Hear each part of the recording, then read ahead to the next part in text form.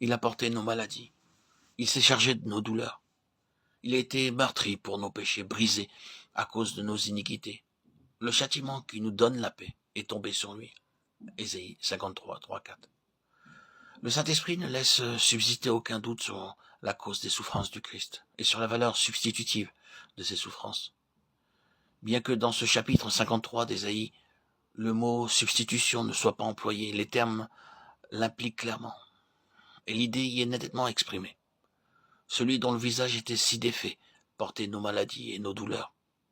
C'est pour nos péchés et nos iniquités qu'il était meurtri et brisé. D'abord, l'étonnement avait rempli la pensée du prophète, puis la lumière avait jailli en son esprit. Alors, se faisant le porte-parole de toute l'humanité, il s'écrie « Nous étions tous errants comme des brebis, nous suivions tous chacun son propre chemin, et l'Éternel a fait venir sur lui l'iniquité de nous tous. » En voyant ses souffrances, nous avions pensé qu'il était frappé de Dieu, battu et affligé. Nous, qui nous étions détournés pour suivre chacun son propre chemin. Nous qui nous étions égarés. Mais c'était notre iniquité, l'iniquité de nous tous que le Seigneur avait posée sur lui, le saint et le juste. Le voilà le résultat de la chute, voilà la cause et voilà la raison de la croix. La volonté de s'affranchir de Dieu, de vivre sans lui est l'essence même du péché. Chacun veut suivre sa voie, son propre chemin.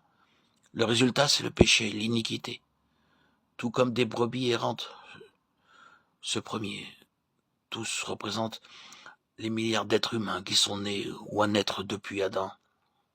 Et l'Éternel a fait retomber sur lui l'iniquité de nous tous.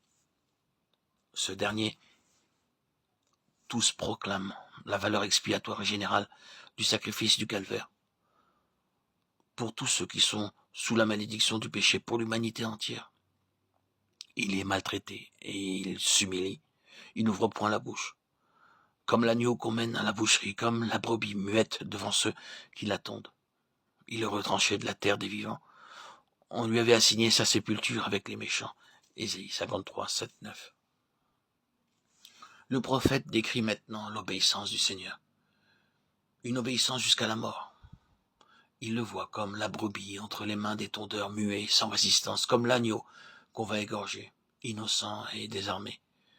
Lui qui était en forme de Dieu, d'essence divine, il s'est dépouillé lui-même, prenant la forme humaine.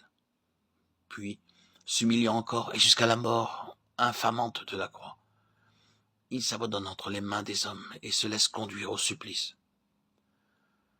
L'Évangile nous montre l'accomplissement de la prophétie dans ses moindres détails. Lorsqu'il fut devant Pilate, le Christ ne lui répondit rien, Matthieu 27, 12. Et le gouverneur romain en fut étonné.